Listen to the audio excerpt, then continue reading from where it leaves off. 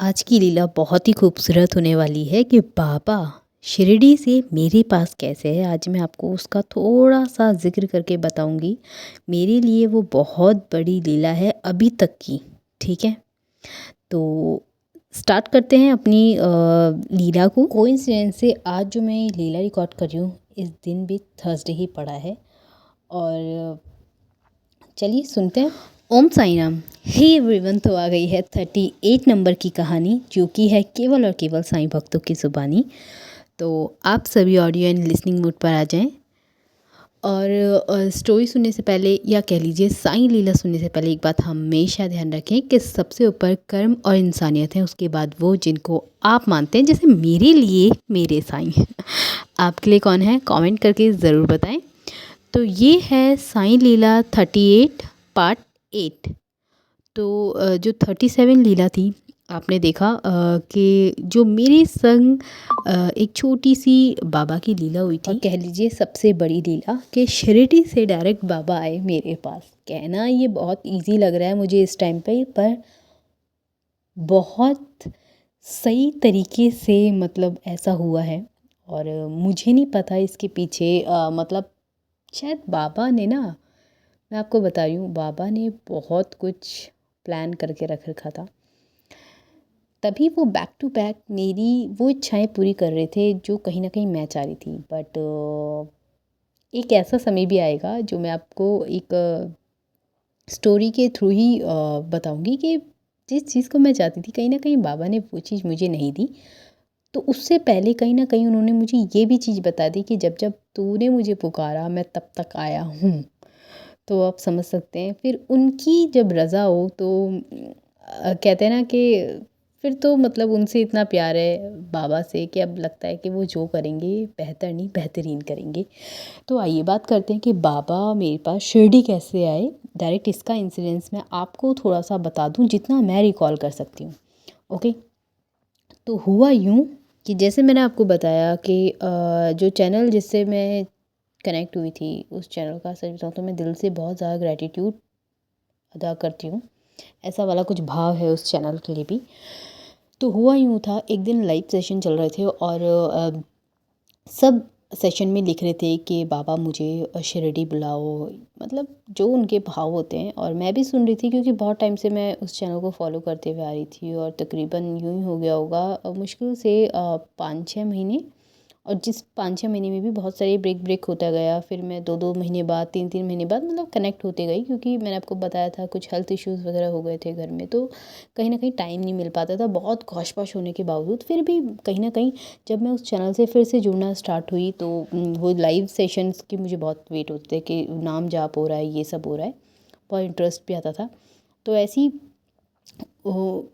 मैं बाबा को मतलब जिनके पास बाबा हैं, जब वो लाइव आते थे तो बाबा से इस तरह से बात वगैरह करते थे। तो ऐसी उन सबके अपने अपने जाप चल रहे थे, मैं उसको कंटिन्यू भी कर रही थी। तो मैं उधर उनको ना, अब जो उनके बाबा हैं उनको देख के बोल रही थी, जो उनके पास मतलब बाबा हैं उनको देख के बोल रही थी कि बाबा, मतलब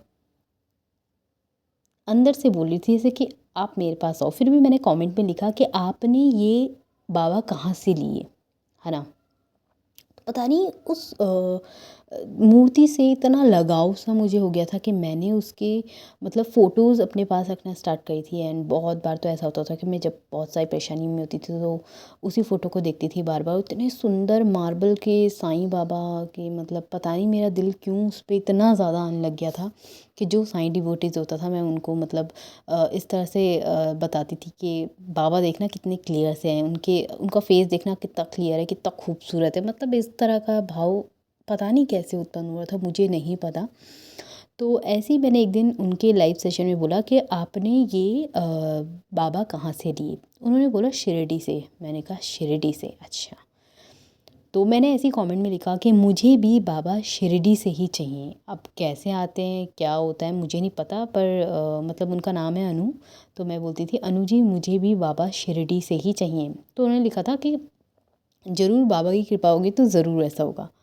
ये बोल के ठीक है, हमारा ये उधर लाइव सेशन बंद हुआ, सब कुछ ठीक हो। फिर मेरा जो जुड़ाव बाबा से होने लग गया था धीरे धीरे। तो मैं ऐसी फ़ोटो जब मतलब मेरे जो मोबाइल में फ़ोटो थी, उस फ़ोटो से मैं हमेशा बोलती थी कि बाबा कुछ ऐसा करो कि मुझे ना आप शिरडी से चली चाहिए। और ऐसी क्लियर क्लियर सा फेस, इतना प्यारा प्यारा सा, मतलब इस तरह से, मतलब मैं अपनी उलझनें मुझे किसी से शेयर करने की कभी आदत नहीं रही, कभी भी नहीं। शायद मेरा मैं बचपन से ही ऐसी हूँ, मुझे नहीं पता ऐसा क्यों, बट बचपन से ही मेरा ऐसे अंदर है कि मैं ना बहुत सारी चीज़ों को अपने अंदर ही रखती हूँ और मुझे अच्छा भी लगता है खुद से खुद की बात करना।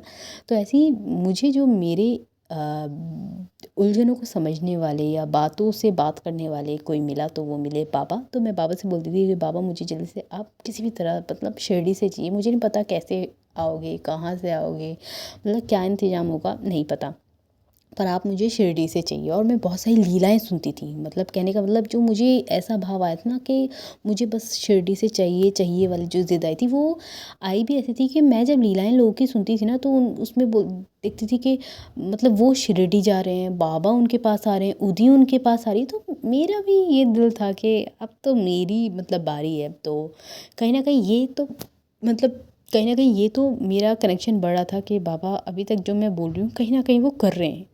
मतलब जब जब मैंने उनसे मांगा, उन्होंने कहीं ना कहीं से ऐसा जुगाड़ किया, ये कह लो अपने कोई सोर्सेस ऐसे मतलब लगा दिए कि वो मेरे तक आए। तो ऐसे ही अब जब मैंने जो चीज़ मांगी थी वो कहीं ना कहीं मुझे पता था इसका कोई सर पैर नहीं है, बट फिर भी मैंने बोल दिया मुझे आप चाहिए।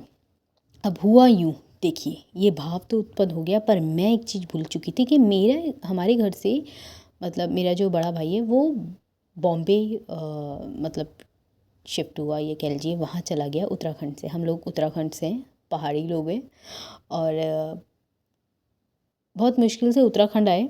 और हुआ यही कि 2020 में मतलब उत्तराखंड आना हुआ, 2021 में भी दी की शादी हुई, 2022 में मेरा छोटा वाला भाई था वो चंडीगढ़ चला गया, और 2023 में मेरा बड़ा वाला भाई बॉम्बे चला गया। मतलब मैं रह गई क्योंकि मेरा स्टडी वर्क रहता है, ये सब रहता है, तो मेरी जर्नी बहुत आगे की है और अलग है, तो वो कभी और बात करेंगे। तो उन सब के बाहर निकलने के काम थे, कहीं ना कहीं सब चले गए। तो मैं ये भूल गई थी 2023 में मेरा एक भाई बॉम्बे ही गया है। पर है कुछ ऐसा कि जहाँ पे वो बॉम्बे में रहता है वहाँ से शिरडी 6-7 घंटे का रास्ता है, मतलब इम्पॉसिबल वाली बात है। और कभी हमारी ऐसी बात ही नहीं हुई आज तक, कभी शिरडी वाली ऐसा कुछ नहीं। तो प्लान कुछ ऐसा बना, मतलब आप सोच नहीं सकते थे कि कहाँ से कहाँ मतलब बनना था और कैसे आना था। मतलब बाबा ने कितने तीकड़े, कह लो कि कितने तीकड़े लगाए या फिर कैसा सेटअप करा कि उनकी ये लीला देख के ना मैं आज भी सोचती हूँ कि लीलाएं तो होती हैं, लीलाएं तो होती हैं, बस भाव चाहिए उन्हें पाने के लिए। तो जो मेरा छोटा भाई था जो चंडीगढ़ रहता था, उसका पुणे में 2 साल का कॉन्ट्रैक्ट हुआ। मतलब वो फुटबॉल खेलता था, तो 2 साल का उसका कॉन्ट्रैक्ट हुआ, और 2 साल होते होते मतलब 2025 में उसका एंड होना था वो जो एग्रीमेंट था। अब हुआ ये कि चंडीगढ़ से वो दिल्ली, दिल्ली से उसका पुणे का सफ़र रहा, और पुणे से होने के बाद उसका पुणे में मतलब बिना कॉन्ट्रैक्ट ब्रेक हुए कुछ ऐसा इंसिडेंस हुआ कि उसकी कॉल आई कि मैं ना बॉम्बे शिफ्ट हो रहा हूँ, और मतलब मेरा कॉन्ट्रैक्ट यहाँ से उन लोगों उनकी साइड से ही मतलब उन लोगों ने ब्रेक कर दिया था, क्योंकि फ़ंड इश्यूज़ वगैरह ये सब हो गए थे, और वो भी बहुत परेशान था उस चीज़ में।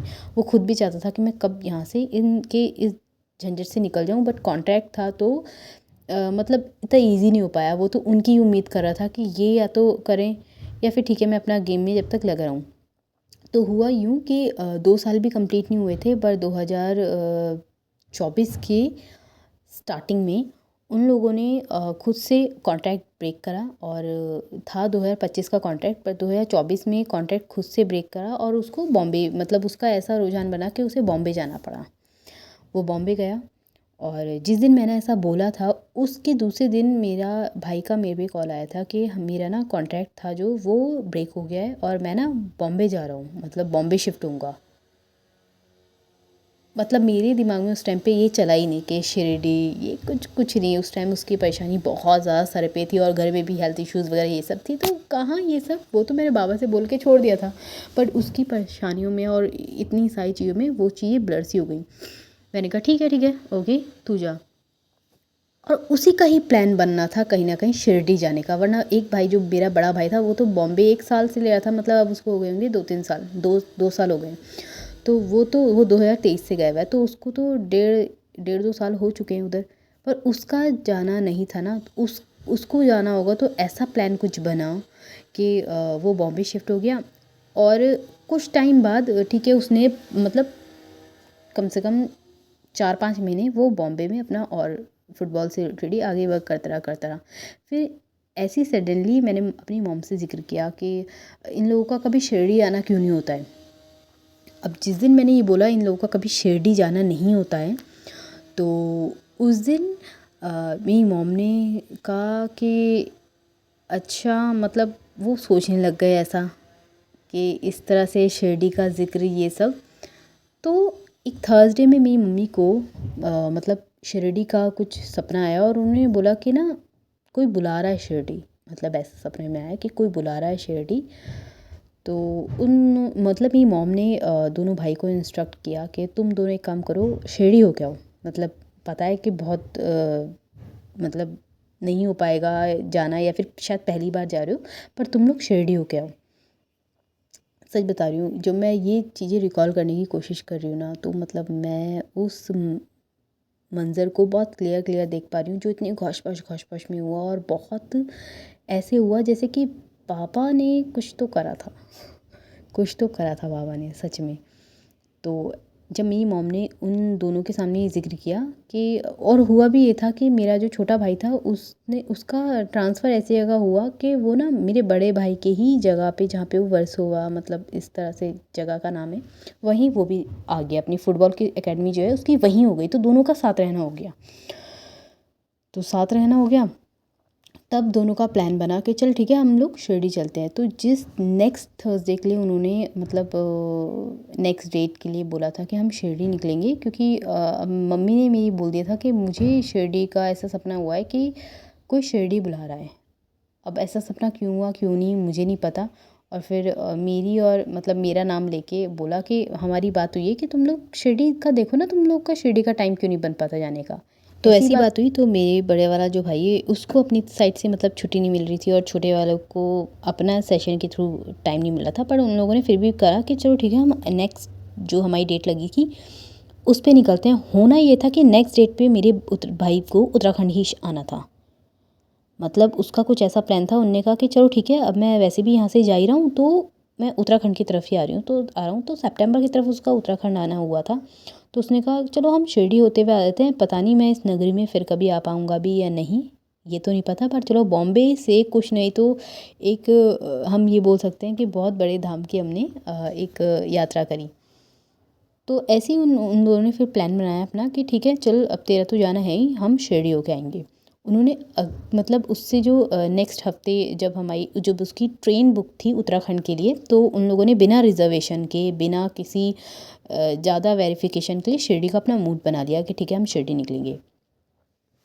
और अब यहाँ से स्टार्ट होती है वो जर्नी जहाँ से सब कुछ मतलब ऐसा लगते गया कि उन लोगों ने ये इंसिडेंट्स हमारे को खुद बताए हैं कि उनके संग जाते समय आते समय क्या क्या इंसिडेंट्स हुए हैं, और हम खुद सुन रहे थे। मैं तो बताए जब बाबा की बात होती है ना शांत होकर सुनती हूँ, मैं उस टाइम पे कुछ रिएक्ट कुछ नहीं करती, क्योंकि मुझे कहीं ना कहीं इतना तो विश्वास है कि बाबा जब वो अपनी लीलाएं उनको करना होता है ना तो वो करते हैं, और तुम मतलब सिर्फ सुन ही सकते हो, कुछ बोल ही नहीं पाओगे, ऐसा वाला हाल हो जाता है। तो मेरा भी सेम था, जो उन्होंने ये कुछ इंसिडेंट जो उनके संग बैक टू बैक हुए हैं उन्होंने जो बताए, वो मतलब सुनने से ऐसा लगा कि बाबा क्या प्लान करके बैठ रहे हो और क्या कर रहे हो।